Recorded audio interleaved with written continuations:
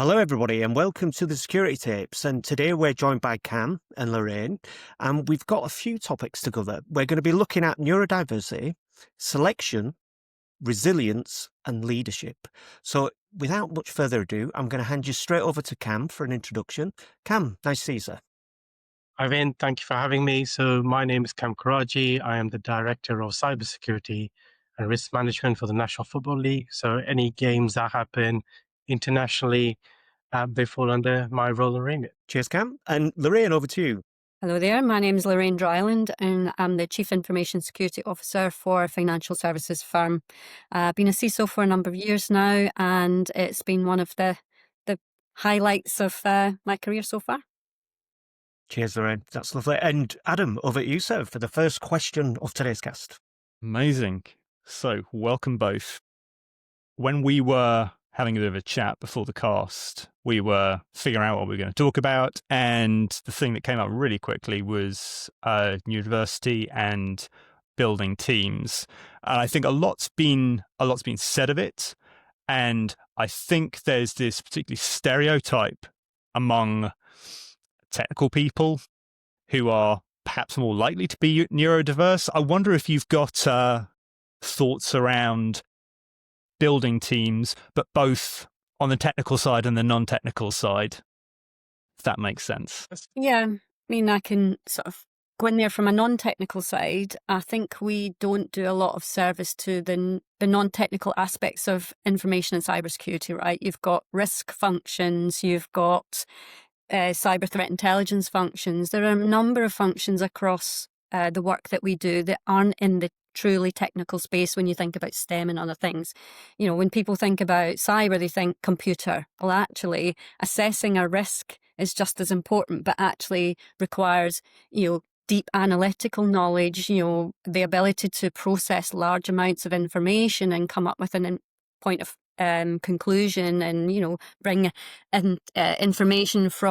information into a threat assessment, etc. So there's a lot of work that we have in the cybersecurity and information security space that doesn't just sit in the technical side. And I think that's the myth that we have to bust, that actually information security is a technical role. That absolutely, when you think about security operations side of things and, vulnerability and malware analysis, and if you're in the actual technical side, but we do have a lot of roles in here that aren't what I would call technical.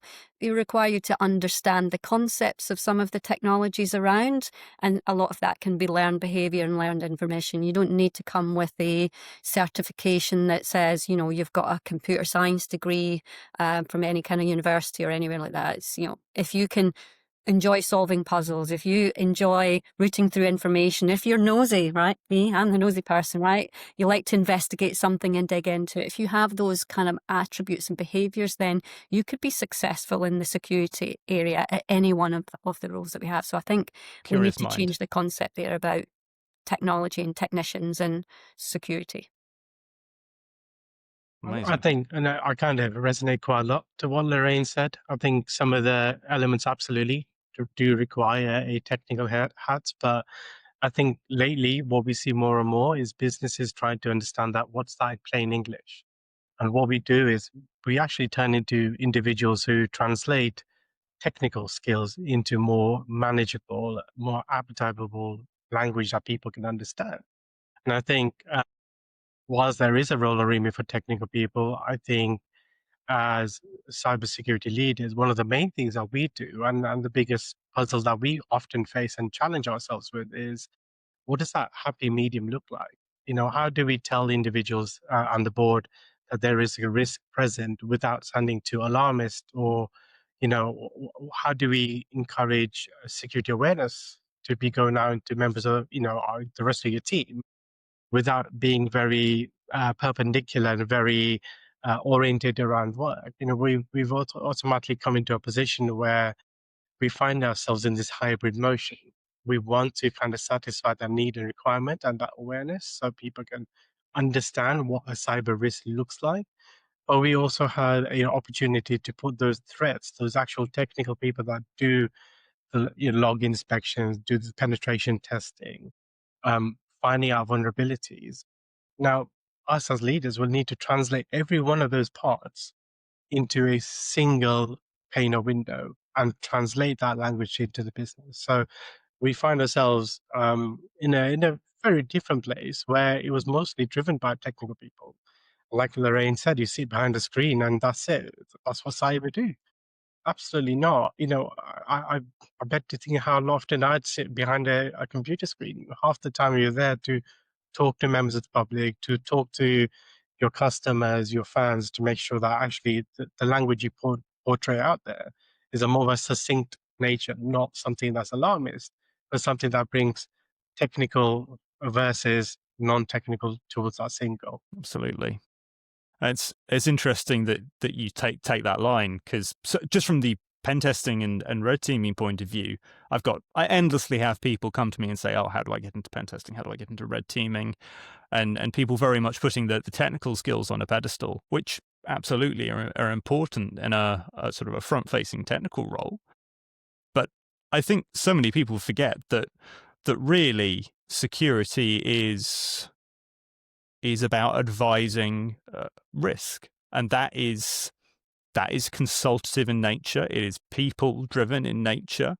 It is, for the most part, if you are a pen tester or a security analyst, or you run a SOC, or whatever it is you do on the technical side, you are not presenting that information to other technical people. For the most part, they might have a technical background, but you are distilling that information down to its most crystalline and easily digestible form that other audiences who don't have your depth of technical understanding can grasp it properly and make decisions and take action based on that. I think we coined the phrase, we call it the balancing risk and opportunity. We partner with our businesses, they have the opportunity, and we inform of them the risk, and they decide where on that balance they're willing to take that opportunity. I like that. I kind of visualize it, I think, to those members, those people that we advise, because when I was a policeman, if you went to a burglary, the first thing you'd say was your doors and windows open, right? It's a similar type of thing, right? So in your business, have Absolutely. you locked your door and have you closed your windows before you went to bed? It's that similar kind of concept. And when you visualize that with people's personal lives, that's when it really resonates and people think, oh, actually, that makes sense. Totally. And I think sort of almost going back to the crime aspect, which I think perhaps a lot of people understand. I'm sure when you were in that role, there was lots of misconceptions that people had because they don't live in that world, they don't have that understanding, and you actually had to sit them down and say, no, let me tell you how it actually works. Let me tell you what people are looking for, what motivates them, sort of how much opportunism there is, sort of continuing sort of the burglary analogy. And Adam, sometimes it makes you wonder also, it's not dissimilar to the world, we work in within security, right? Because the intent is still there. The intent of that person was to cause something malicious, some kind of harm, or take items that don't belong to them. Well, how is that dissimilar to what we do now, right? Absolutely. No, totally. Vin, any thoughts? I was just having a complete brain fart. Yeah, I'm just thinking it's funny when we talk about the world of analogies, I guess, because I think having spoken to a lot of CISOs, if someone had asked me a year ago, what does a CISO do? I would have started thinking about my experience of a CISO when I went into a greenfield site, and it was kind of driven by a lot of technical things, because first thing I did were a gap analysis against NIST just to see where we were, and then that threw up a lot of things we needed to look at. And once you understood the strategy of the business, I won't really focus massively on that because of that many gaps to fill, I guess, and without going into too much detail. So I focused on doing that piece. But the more I've spoken to people who are more embedded in doing a CISO role, one of the first things people talk about is, I need to understand what the objective of the business or the organisation is. And once you understand that objective, then I can bring my powers to bear in terms of what we actually do. And then I think about something we talked about again before the cast, people lower down the curve. And I think about, in real terms, using the analogy of like burglars, they're potential victims also. And depending on what people are after, in some ways, they're more in the line of fire. And I just wondered, if you had to give sort of a 101 bit of advice to somebody lower down the curve who were doing security things, but were doing bits without sort of having joined up thinking, what advice, I know it's a big question, but what advice would you give to somebody where security is part of the job, not the job, if that makes sense? I mean, have you got any sort of 101 you could offer, guys, to people lower down? That's like our culture and awareness session, isn't it? It's like what we do in those sessions. None of our business outside of the security function is their job isn't security, right? So what we try to do in that sort of education and awareness side is how do we get them to think secure, think in a way that keeps them safe, that isn't necessarily their day job. So how can we build into the DNA security and resilience across the organization, right? So they know how to do their job, so how can we then impart into them, well, how do we make that secure? And that's where we come as a partnership, where we have to say, what is it you're trying to achieve? To your point about what you said earlier, is it's about working with the business goals. You can bring that down even further. Well, what is your objective today? What are you trying to achieve in your work today, or your specific job? Where are your exposures and security risk? If you're in a finance function, right, I can tell you that you're potentially going to get targeted with social engineering, phishing campaigns to try and get you to manipulate bank accounts or other things to move money in finance, right? So just educating them that way and say, what are you likely to see? Who has the intent and capability to sort of impact you in your daily work, so that you start to just bring those thoughts and processes in, that, they don't necessarily say, oh, I've got to be secure, that actually they understand which parts of their jobs, this is where our experience comes in, is most likely to be triggered or most likely to be the target, most likely to be impacted. But it takes a lot of understanding, it takes a lot of awareness, and this is why it's important for us to make sure that we have champions and education pieces out in the business, and it's not like one compliance exercise that you've done a training, that we do lunch and learns, we do drop-in sessions, we teach people about things in their personal life, about security, rather than just being solely on the sort of security generally is the bad news bear. They come when a problem is there, rather than actually in a more supportive function. So how do we turn that around to be a positive, celebration of certain things that are happening, rather than a negative point? So Adam's got his hand raised. Yeah, I was gonna take it slightly off piste. When you were talking about the idea of helping people to be more secure, helping people to understand where their responsibility lay, I think a lot's been made of this idea that security is everyone's responsibility. And then at the other end of the spectrum, you've got, if security isn't your job role, you shouldn't have to worry about it. The business should be architected in such a way that it's taken care of, and the guardrails and protections are in place and should work without individual employees needing to manage them at the individual level. I'd be interested to hear your thoughts about that. I'm going to let Kam do that, because I think that plays into his point earlier about his resilience, right? It really can't have that, but I'll let you take that forward. No, thank you, Lorraine. No, and I was exactly saying that, because if you, we in the cybersecurity world, we always like to use that word of journey, right? Because, and why I say, what was the inception point? Why are you going through this particular exercise, this particular project with that same kind of momentum? And what's that end goal? Now, when you go through that whole journey piece, is we want to make sure that those individuals who are developing those that product life cycles, developing that project, part of that steering committee, every change that they make has a resilience outlay to it. So what I mean by that is that any change that happens in a project, it goes through a change management board, for example, right? So it goes through a CAB. Now, within every CAB, there's a risk treatment that goes with every single one. Now, the risk treatment will be there alongside something what we can mitigate that risk with, and what if we didn't mitigate that risk, what does that look like, and who's going to be affected by it, right? So every bit of the way, we created almost like a safety net bubble in that journey, right? So these are people, not just technical people who are doing the, they're doing the software development life cycle, the application development, the project management, but also in there, you're going to have business stakeholders as well, and senior leaders as well. The senior leaders are the ones, individuals who are going to be pushing to get that project over the line and get it put into a certain place within a certain date and time, right? If we create those safety nets with that resilience outbound on every bit of that change board, people have to go on that change, that same trajectory as you. So whilst Lorraine said about security awareness, we're absolutely doing that, but we're doing it more to the people who are dealing with this thing over and over again. And every time they see, though, is this project safely delivered? Or yes, it is. I can demonstrate that this is our risk management for that particular project. So that has an opportunity to bring people from a technical mindset to understand more of a lower level risk appetite, to say, does this affect us?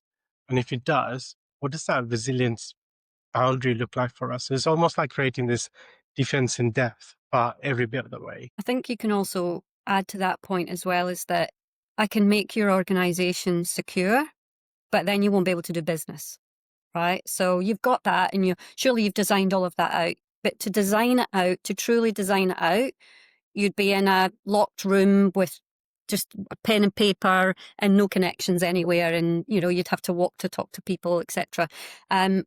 I think for us to operate in a modern, digitalized, interconnected, hyper-connected environment, and we need to do that balancing risk and opportunity, which means you cannot design absolutely every single thing out because you will stop business doing business. So there has to be that element in there where the end user, the individual, the employee has to take accountability and responsibility. They can't just say technology catches that, because whilst technology is the sort of constant in this, in the sense of once you've configured it, you're generally going to be having a level of confidence in there that the attacker will say, oh God, they've got that technology. What they'll do is they'll circumvent that. They'll go to an area where it's not as stable, it's not as, constant. Therefore, you'll get to the end user, you'll get to the individual, you might get to a process then, and areas where the human interaction is going to be that can actually have some fallible points in it, that where there's some breaks in that, 1, 2, 3 eyes on, there's mistakes can be in there because humans make mistakes. So you see a lot more of the hit coming into those areas because the technology can be constant. So just designing something out doesn't necessarily make it a secure, it makes it less operable. But then also you need to make sure you focus on that security is everyone's problem then, because it will be drawn down out of technology into the human environment, business environment. I love all of those points, but what jumps out is the thing about how to achieve security, and Kam talked about a journey as well, and I feel like I've been on a journey with security because a lot of the people I know in my network, they were IT people, just IT managers, and over time, when the always-on connection to the internet happened, that's when things really got interested, and they tended the contacts that I've still got in the arena of going down the security path, if you like. I remember in them days when we first went to see clients who were just connected to the internet, seeing one guy, and he was due for retirement. I think I've told this on another cast, but it's relevant. And we were talking about the threat and what we're using to secure his gateway and how we're going to manage his users. And he's going, I'm fine, Vin. I said, but really, have you thought about these things? Oh, I've thought long and hard about it. He says, that's why I'm sticking with Novell NetWare and I'm not connecting to the internet. I said, right, fair enough, you're okay. And he was due to retire in 6 months, so that was somebody else's problem to get them online. But when I think of the journey as well, and sort of we talked a bit there, didn't we, about like the house security. I often think about castles. I'm fascinated by castles, and you think about how castles evolved, and I think about my friends who started off as IT people who inherited this world of security, and eventually, over years, eventually they got to a point that the gateway was secure, they had web application firewalls, they had IDS, they had regular testing, they had a scene, everything were perfect, and it were all locked down. And then security happened because the pandemic came. And we talk about resilience, and that was a real shock to a lot of people. And in my mind, I visualized like some people going for the business continuity management plan and realizing they didn't have one. People going for it and realizing there's nothing about a pandemic. And then some people going and thinking, everyone's working from home. Yeah, that's in here. I'll just follow this process. And, that's where I guess the government stepped up and very quickly put advice out about what people needed to do. But I just wonder, have you got any examples, guys, where, in your experience, resilience has come to the fore when something surprising has happened? And you can use pandemic if you like. I'll probably start off with Vin, and you said this about castles and forts and moats, and it's interesting. I'm like completely invested in how castles and forts and moats are built, right? And earlier this year, me and the wife with the kids went to Rome, and we had a tour of the Colosseum.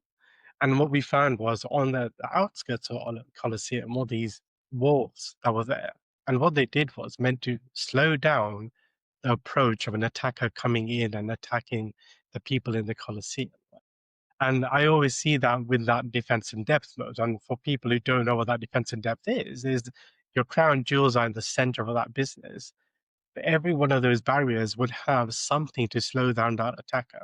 The attack may always happen, but what we can do as security is put some gates in so that they have those kind of measures. Those are your firewalls. And in the space of that Colosseum, those walls were those firewalls back in the day. That's what it did to slow down the approach. And when you look at what those threats look like, is again, we translate that back into simple English to say, well, actually, this is what made that attack more feasible and more possible. Adam, you go raise up.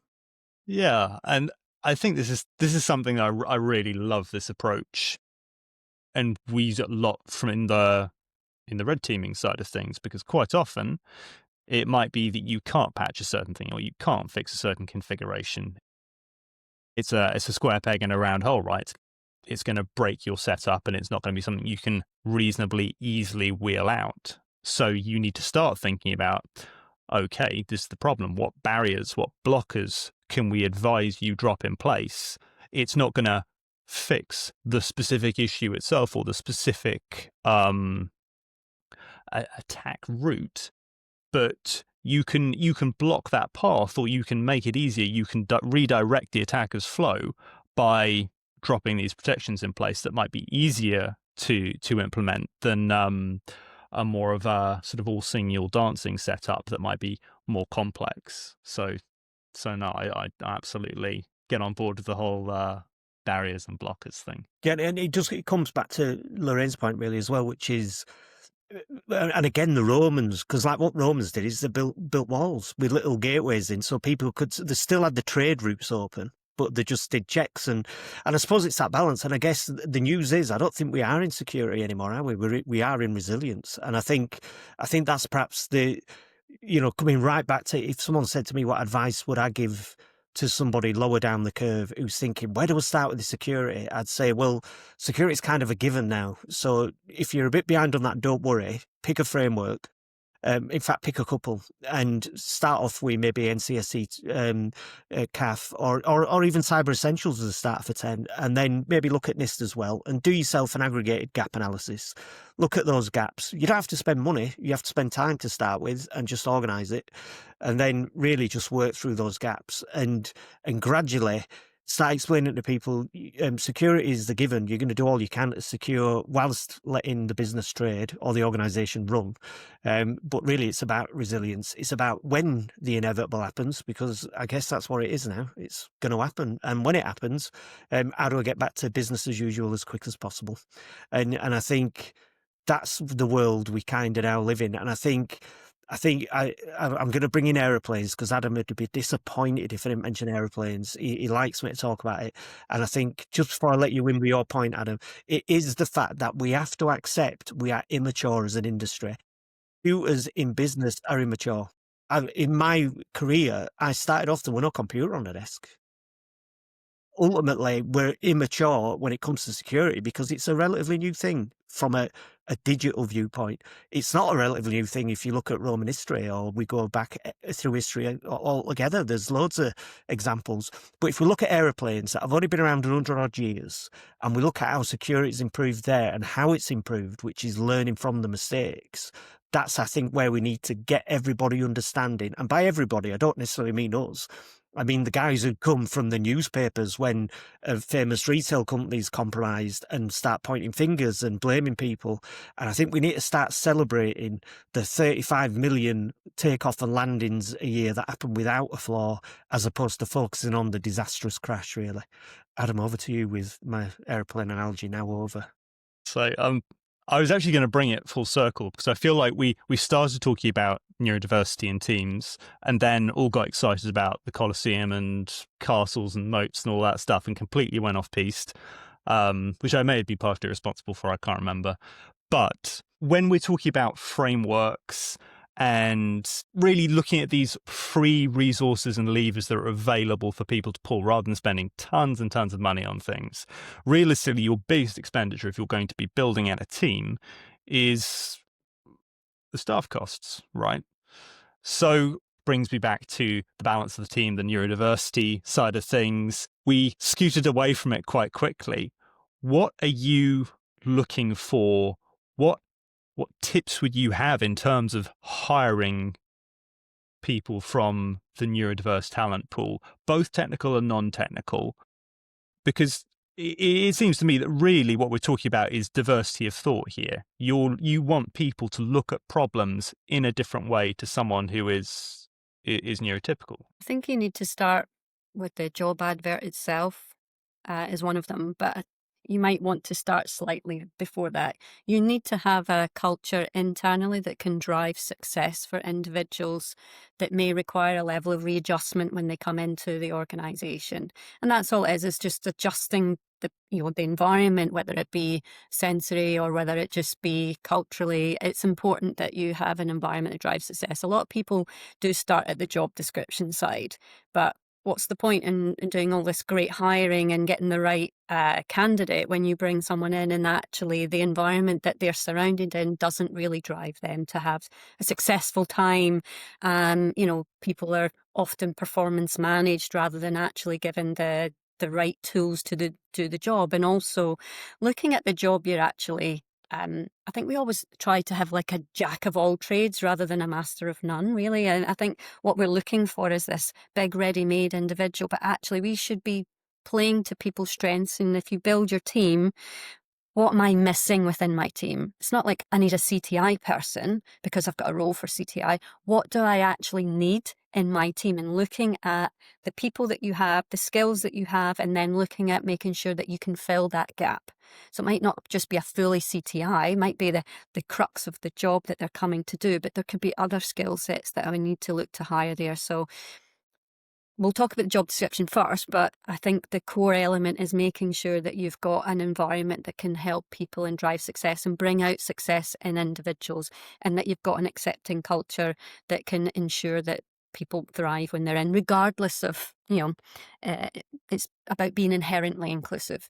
But I think if you've got that environment, then you look at the job description side. It's very much you need a CCNA and CISP and all this sort of stuff. Yeah. Is that really what the people might have those, but is that really the right way to entice someone into a role? We should be looking at behaviours and attributes. That's how people express when they're doing a good job. A certification means you can pass an exam. Doesn't necessarily mean you can do a job. I also think we can be a little bit more practical about how we do this. Do we need to just sit and give someone a whole lot of competency questions? If this is a practical job, then give some practical capabilities out there. Go write me a threat assessment. Got that? And there was some platforms out there that have used in organisations where you can put a practical test on there. It was a real technical job we were going out for. So we allowed them to do come on, had a virtual lab, and they showed their skills in the virtual lab, right? So I think it's important for us as hiring managers and hiring organisations to be flexible about how we want to bring people in. But I think we start with how we describe the job. the company you work for, the culture it's there, and I think enticing people in with that, and then actually looking for the behaviour and attribute that you want in the job, not necessarily laying out 10 bullets that say skill X, skill Y. It's great to give people a view of what the job will entail, but we tend to start with that key skills required. Actually, the key skill required is what kind of person do you want working for you? What do they have to be? They have to be accountable, focused, be able to take instruction, or, depends what the role is, be able to have the ability to think for themselves, analyse large volumes of information and data. So be very clear about what you need from the job and not get into this sort of way of working that we've always been there. So I would start there, but definitely bring it back in and make sure that your organisation is ready and set up to drive success in individuals.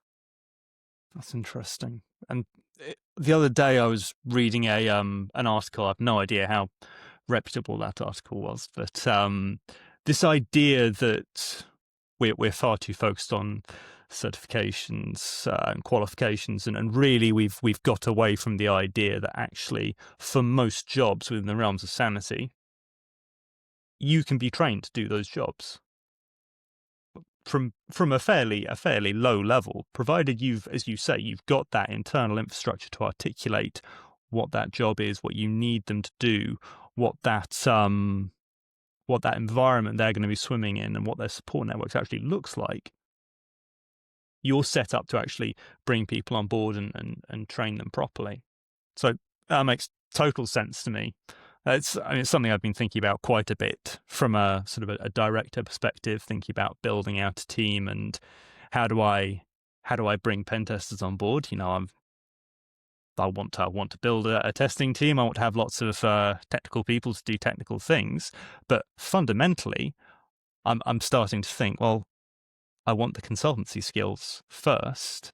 That's the starting point. I want them to feel very comfortable talking to our clients, making them feel understood, understanding their problems, building solutions that actually work for them, rather than just saying, no, I only do pen tests. This is what a pen test look like. I've no idea whether it'll be right for them, but just focusing on sort of the hands-on keyboard bit and almost starting from the other end. I think when it comes, sorry, Vin, to apologize. No, you go, Kam. You go. Yeah. I think when it comes to that skill part, I think that really sits with me as well, because if we went out looking for, I don't know, a security awareness person, typically do we need someone with prior knowledge within technology space?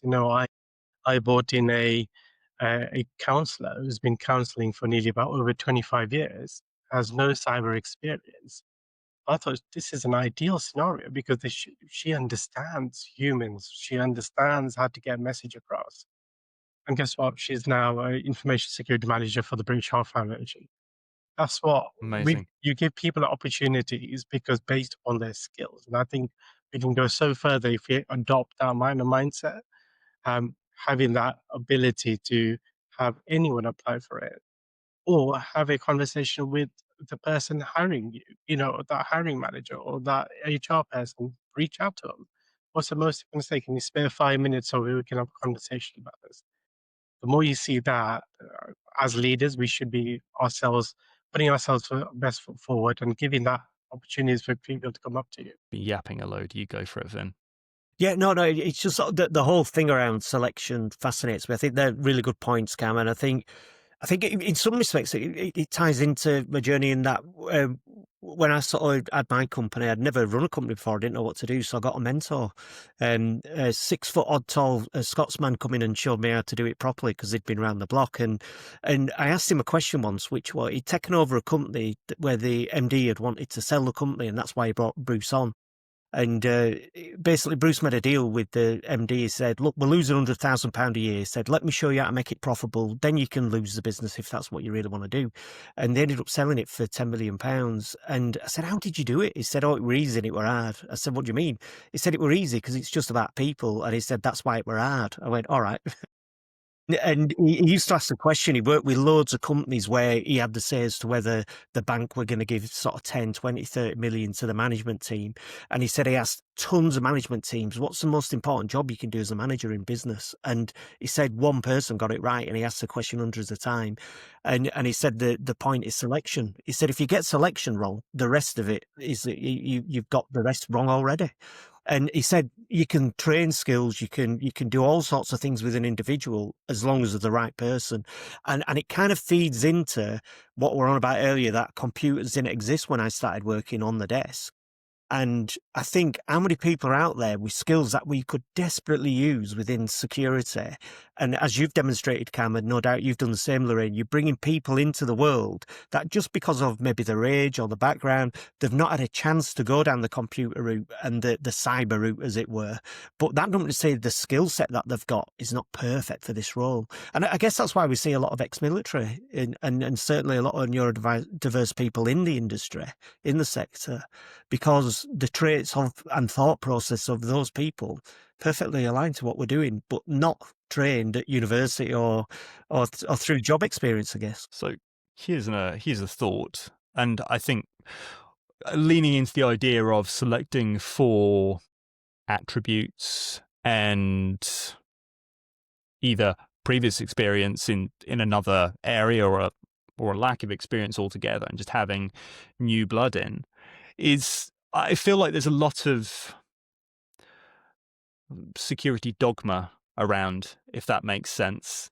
And I don't know how much all of it is necessarily, good or the right thing. I feel like if you are shoveled down a perhaps a more conventional route, you're perhaps less inclined to think differently, less inclined to challenge it. This is me spitballing. I just had that idea as you were talking earlier, Kam. I don't know if you've got any thoughts of it, or whether you think that factors into it or not. I think for me, I kind of learned the hard way. And the way I got diagnosed in the police was I had a very difficult DS, a detective sergeant. Every time I put a case file together, it was littered with spelling mistakes. It was legible, wasn't great, wasn't best foot forward. And every time I went back to the detective sergeant, he'd throw it back at me saying, "This is not good enough, right?" So there's me kicking myself. Why isn't it good enough? And every time I went to him, it was 100% more worse than it was the first time around, right? So he thought something's not quite right, and that's why I got diagnosed with dyslexia. So what I do specifically now is any team I go into, I do a psychiatric assessment with that organization if they would provide it. So, like a colors chart or a rainbow chart to say, how much of a leader are you, or what type of person you are? And I'd be open and transparent, saying this is the type of person I am. Is that like Weaknesses and all. Myers-Briggs stuff? Yeah, similar. Yeah, absolutely. And I say, if you just be, and I've learned it really quickly that the more I'm transparent and showing my weaknesses and all, at least we're putting our human side front. We've got titles, we've got backgrounds, could be the MD of an organization, but at least you now know, and your teams, people you manage and lead, they know as well that, look, Kam's that kind of individual. And I think that's so important. And I think as leaders, we sometimes get pushed into an area where we're making decisions, split-second decisions. We got this big tense amount behind us, but logically speaking, why can't you be transparent? Why can't we say these are the skills that I have, or these are the behaviors I have? We had a individual who I brought on who had ADHD and wanted to work in SecOps. Very limited experience, but he was learning. He was going through college at the same time. I thought, okay, he's got ADHD, and one thing I didn't know, what does that background look like? What type of behavior does that person bring? And we found out that he could work at intense pressures, but he has to be quiet. He has to Yes. be isolated from someone else. And I thought, okay, we could use that. Let's try it. And that's what we did. Here's your computer at that particular corner, really quiet. And he just wanted his headphones on so you can listen to his music.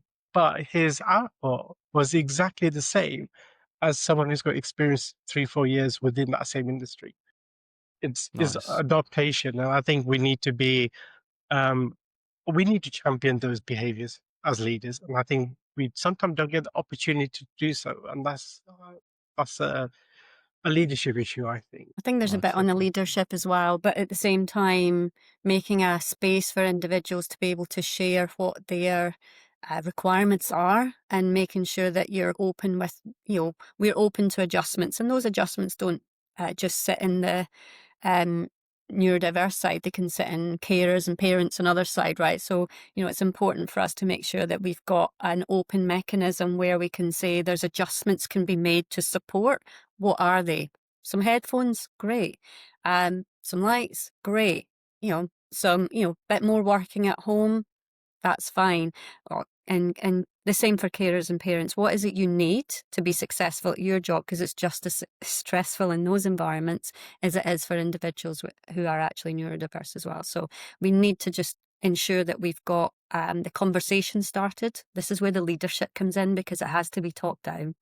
The conversation is started, the conversation is flowing, and we keep it going. And if we get a bit of a lull, inviting that conversation back in so that we start to normalise it across the organisation. We start to make sure that it's just seen as a normal way to practice our business, and then people become a little bit more secure and confident about sharing what they might need to do their job. And it's not a weakness, it's not an area that's not working, it's just we haven't necessarily given you the right support tools and mechanism to be a successful individual. Yeah, I love that. And also, Lorraine, when you talk, I love how you talk. You're talking organisation wide, and you talked about champions as well earlier.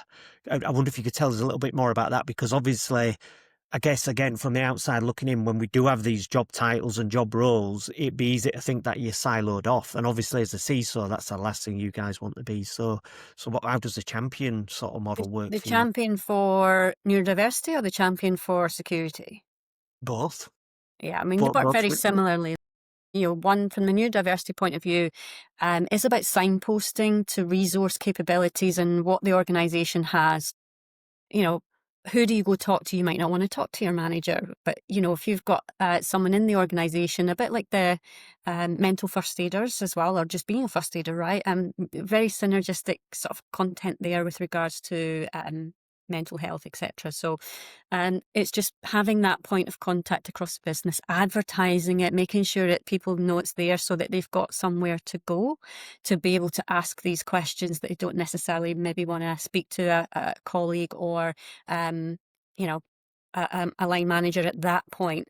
Making sure that they've got access to the right resources if you've got benefits or capabilities internally, and pointing them to those. But also as a qualified, or it's not really a qualification, but you go through a certification for being a champion, you understand what's available in the outside space as well. So, and it's not just for the specific individuals, it's across the spectrum of parents and carers also.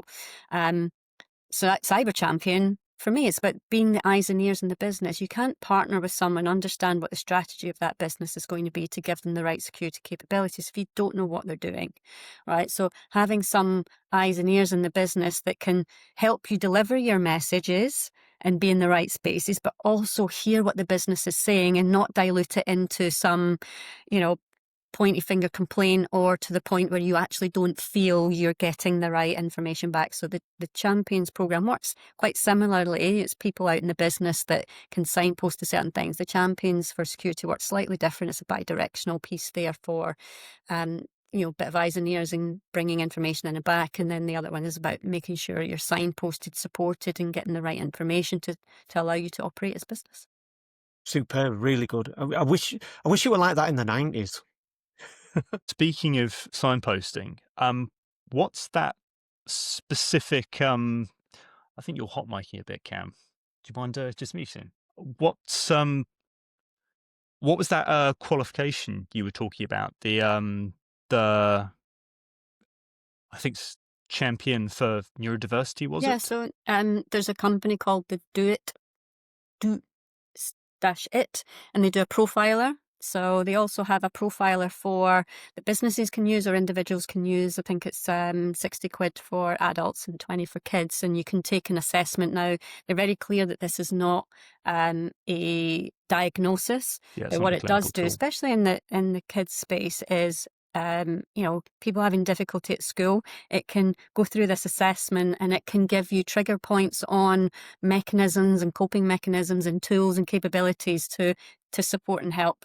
But also they provide a program of activity. It was a 2-day event for us when I went on this before, and they talk about what is neurodiversity. They take you all through the capabilities and, all the different spectrums of diagnosis. And, there's not just one thing, it's circular. People think about it going Yeah. along the way, but actually it's Yeah. just a big round circle and everything's all over the place. So, but they just help you be someone with a little bit more knowledge across the organisation, someone that can help understand and engage and signpost and help build that conversation across the business. So I'm sure other companies out there do that, and I'm not just advocating for the one, but that was the one that I used and I specifically felt had the resources. I think it's Professor Amanda Kirby, who's very well known across the industry there, has helped develop both of those programs.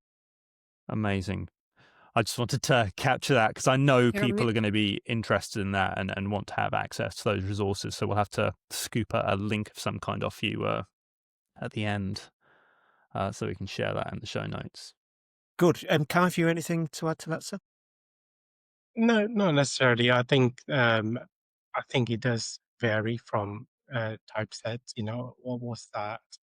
Are we looking at championing those behaviors? Are we looking at championing a certain support model that we have? So it does differ. Now, I kind of agree completely with Lorraine. There's two parts of this. There's that thing about championing with neurodiversity and making people aware of what those behaviors look like.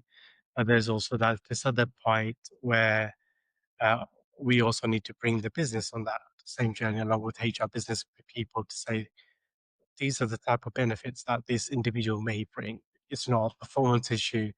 It's actually, it's actually a positive, and this is what that positive looks like. Good, guys. I think that perhaps brings us to a nice rounded end to our lovely cast. Have you anything else you'd like to ask, Ads? Have you got a final question maybe? No, I think that's everything. I guess takeaways. If you are at the point where you are building out teams, you want to be more inclusive to neurodiversity, sort of almost a TLDR would be quite good. I know Lorraine's already gone into extensive depth and talked extremely knowledgeably about it, but it'd be quite good to have just a couple of takeaways each, little sound bites, if you will. I can probably start. I think it's first thing I'll probably look at the business side. So when we talked about resilience, I'll just say something what Lorraine said earlier, and I'm gonna steal it, Lorraine. My apologies, but security is not a stopgap. It's not a red light. It's not your enemy. We're actually your friends. But we want to translate it more into business sense. Well, security is always a cost. There's no return on investment. But when we start looking at any kind of threats or issues or anything malicious coming our way, let's put a number on it. Let's put a figure on it or monetary value on it or something that's going to affect business. So make enterprise risk management enterprise wide. Make people go on that journey with you. And the second part, I think, when it comes to people, I think I'm still a very big advocate on pushing behaviors up that chain, giving people, it's not about the exams, it's not about the certifications. We can have names on the, all these letters, fancy letters are behind your name. That just demonstrates you can pass an exam to look at technical competency. It does not show the behaviors that people bring to the table. And I think one thing I would say is let's look at those behaviors and reach out to those individuals, ask advice, go to the leaders, and that's the best way you can give that opportunity for the new leaders of tomorrow, essentially. Absolutely. And I think my big takeaway from today's discussion is that really, when it comes down to it, what we're talking about, it shouldn't be so groundbreaking, really, but somehow it feels like it is. It's really understanding how to work with people, understanding how to work with different kinds of people, and equipping people lower down your organization to say, not only have the self-awareness and introspection to say, okay, this is how I work, this is how I get the best out of myself, but how to understand their colleagues' needs, how to interact with them, how to interact with people from different backgrounds and skill sets, and get the organization all pulling together and singing. And it shouldn't be a revolutionary idea, but I think it is something fairly fundamental culturally that does need to be baked in, because I think a lot of people don't necessarily have that intuitive understanding of necessarily themselves and others. When we were talking about sort of the leadership and the Myers-Briggs stuff, and particularly when Lorraine was talking about making sure the company, the organization is equipped to bring on people who do think and operate differently. I think you need to have that